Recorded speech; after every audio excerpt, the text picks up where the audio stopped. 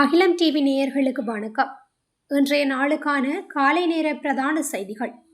விரிவான செய்திகளுக்குள் செல்லும் முன்னதாக முதலில் இன்றைய தலைப்புச் செய்திகள். ராயபக்சர்களின் இனவாதத்திற்கு எதிராக பொங்கி எழும் மற்றொரு தேரர். புத்தரை கைது செய்த அனுர பேரணிக்கு கம்மன் பிளவின் ஆட்சேர்ப்பு. மாகாண சபை தேர்தல்கள் நிச்சயமாக நடத்தப்படும், ஜனாதிபதி உறுதி. போதைப்பொருள் சுற்றி வளைப்பு, பலர் கைது. பாடசாலை மாணவர்கள் தொடர்பில் வெளியான அதிர்ச்சி தகவல். ஜப்பானில் உள்ள துறைமுகத்தில் தீ, 170 கட்டிடங்கள் தீயில் எரிந்து நாசம். சிலியில் பனிப்புயல், 5 உயிரிழப்பு. பதுளைக்கு சென்ற தொடருந்து மீது சரிந்து விழுந்த பாறைகள். விரிவான செய்திகள்.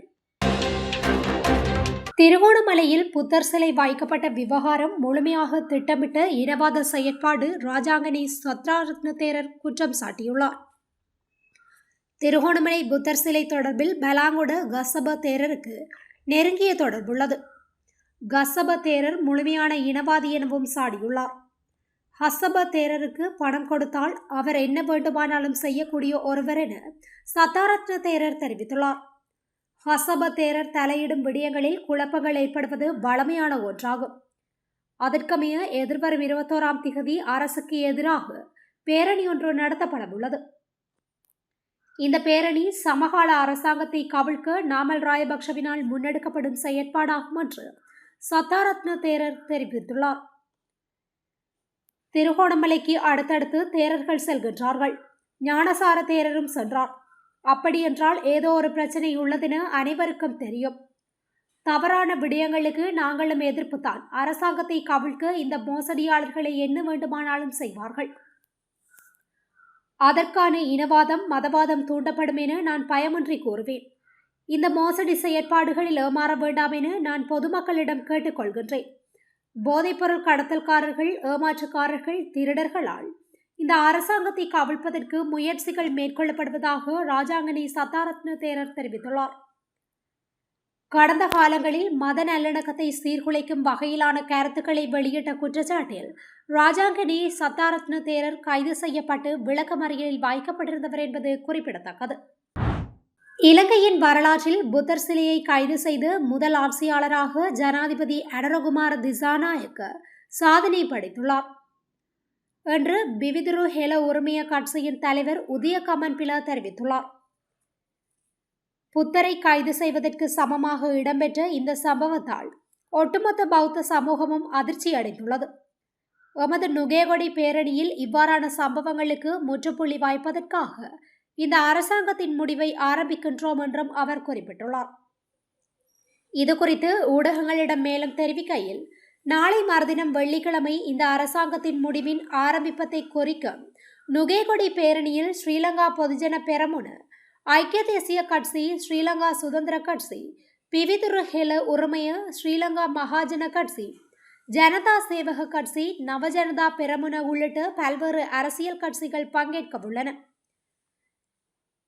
எதிர்க்கட்சிகளை சேர்ந்த பல நாடாளுமன்ற உறுப்பினர்கள் அரசுக்கு எதிராக நடத்தப்படும் முதல் எதிர்ப்பு பேரணிக்கு தமது ஆதரவை தெரிவிக்கும் பொருட்டு மக்களுடன் இணைந்து பேரணியில் கலந்து கொள்ள இருப்பதாக எங்களுக்கு அறிவித்துள்ளனர்.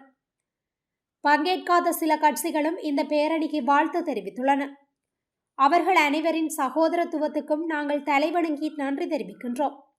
எங்களிடம் உள்ள வரையறுக்கப்பட்ட வளங்களை கொண்டு இந்த பேரணியை ஏற்பாடு செய்யும் போது எங்களுக்கு இருந்த மிகப்பெரிய சவால் என்னவென்றால் இந்த பேரணிக்கு எப்படி விளம்பரம் கொடுப்பது என்பதுதான். ஏனெனில் எங்களிடமுள்ள வரையறுக்கப்பட்ட வளங்களை கொண்டு இந்த பேரணிக்கு விளம்பரம் கொடுப்பது எப்படி என்ற சவால் எங்களுக்கு இருந்தது. ஆனால் அரசாங்கத்தால் இலங்கையின் வரலாற்றில் எதிர்க்கட்சியின் பிரசார பேரணி ஒன்றுக்கு கிடைத்ததிலேயே அதிகபட்ச விளம்பரத்தை தற்போது 21ஆம் திகதி நுகேகொடை நகரில் நடைபெறும் பேரணிக்கு வழங்கப்பட்டுள்ளது. புத்தரை கைது செய்வதற்கு சமமான ஒட்டுமொத்த பௌத்த சமூகமும் அதிர்ச்சியடைந்த ஒரு சம்பவமாக இந்த திருகோணமலை விவகாரம் பதிவாகியுள்ளது. நாட்டை ஆட்சி செய்த ஏகாதிபத்தியவாதிகள் கூட பௌத்த மதத்தை இவ்வளவு அவமானப்படுத்தவில்லை என்பதை நாங்கள் மிகவும் வேதனையுடன் நினைவுபடுத்த விரும்புகின்றோம். நுகேகொடி பேரணியை எண்ணி அரசாங்கம் அச்சமடைந்துள்ளது.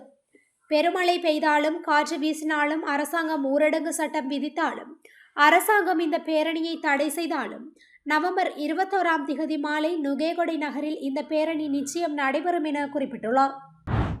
மாகாண சபை தேர்தல்கள் நிச்சயமாக நடத்தப்படும் என்று ஜனாதிபதி அனுரகுமார திசாநாயக்க தெரிவித்துள்ளார்.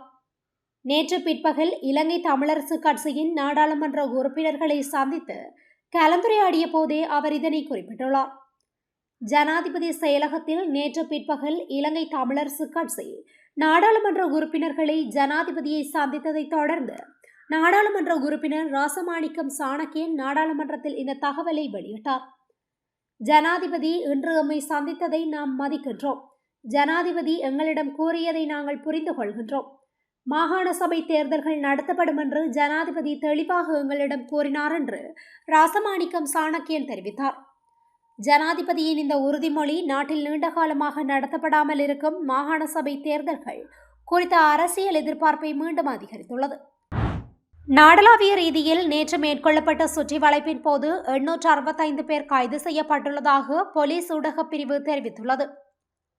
இந்த போதைப்பொருள் சுற்றி வளைப்பின் போது நாடளாவிய ரீதியில் 867 சோதனைகள் மேற்கொள்ளப்பட்டுள்ளன. இதன்போது 20 கிலோ 616 கிராம் ஹெரோயின் போதைப்பொருளும் 44 கிலோ 508 கிராம் ஐஸ் போதைப்பொருளும் 6 கிலோ 914 கிராம் கஞ்சா போதைப்பொருளும் 28,225 கஞ்சா செடிகளும் கைப்பற்றப்பட்டுள்ளன. அத்தோடு 77 கிராம் குஷ் போதைப் பொருளும் 28 கிராம் ஹசீஸ் போதைப் பொருளும் 472 மாத்திரைகளும் 209 மதன மோதக மாத்திரைகளும் 4 கிலோ 484 கிராம் மாவா உள்ளிட்ட போதைப் பொருட்களும் கைப்பற்றப்பட்டுள்ளன. கைது செய்யப்பட்டவர்களில் 30 பேர் புனர்வாழ்வு நிலையங்களுக்கு அனுப்பி வைக்க பரிந்துரைக்கப்பட்டுள்ளதாக போலீஸ் ஊடகப் பிரிவு மேலும் குறிப்பிட்டுள்ளது. பாடசாலை மாணவர்களிடையே புகைத்தல் பழக்கம் அதிகரித்துள்ளதாக அதிர்ச்சி தகவல் வெளியாகியுள்ளது. குறித்த விடயத்தை பேராதனை போதனா வைத்தியசாலையில் சுவாச நோய்கள் தொடர்பான விசேட வைத்தியர் துமிந்த ஜசரத்ன தெரிவித்துள்ளார். சுகாதார மேம்பாட்டு பணியகத்தில் நடைபெற்ற ஊடகவியலாளர் சந்திப்பின் போதே விசேட வைத்தியர் துமிந்த ஜசரத்ன இவ்வாறு குறிப்பிட்டுள்ளார். அவர் கருத்து தெரிவிக்கையில் 14 அல்லது 15 வயதிற்குட்பட்ட பாடசாலை மாணவர்கள் பலர் சிகரெட்களை பரிசோதித்து பார்க்க முனைகின்றனர். இந்த வகையில் புகைப்பிடிப்பது நுரையீரல் தொடர்பான நோய்கள் ஏற்படுவதற்கு பெரிதும் வழிவகுக்கும் என விசேட வைத்தியர் துமிந்த ஜசரத்ன தெரிவித்துள்ளார். ஜப்பானின் தென்மேற்கு ஒய்டா மாகாணத்தின் சகனோஸ்கி நகரத்தில் உள்ள துறைமுகத்தில் நேற்று திடீரென தீ விபத்து ஏற்பட்டது. மளமளவென பற்றி எறிந்த தீ மற்ற கட்டடங்களுக்கும் வேகமாக பரவி அருகே உள்ள மீனவர்களின் வீடுகளுக்கும் பரவியது. இது குறித்து தகவல் அறிந்த தீயணைப்பு வீரர்கள் வாகனங்கள் மற்றும் ஹெலிகாப்டர்களில் வந்து தீயை அணைக்க போராடினர். நீண்ட நேரத்திற்கு பிறகு துறைமுகத்தில் பரவிய தீ அணைக்கப்பட்டது. இந்த தீ விபத்தில் 170 கட்டடங்கள் தீயில் எரிந்து நாசமாகியுள்ள நிலையில் ஒருவர் உயிரிழந்துள்ளமையும் குறிப்பிடத்தக்கது. சிலியில் கடுமையான பனிப்புயலில் சிக்கி வெவ்வேறு நாடுகளை சேர்ந்த 5 சுற்றுலா பயணிகள் உயிரிழந்துள்ளதாக அறிவிக்கப்பட்டுள்ளது.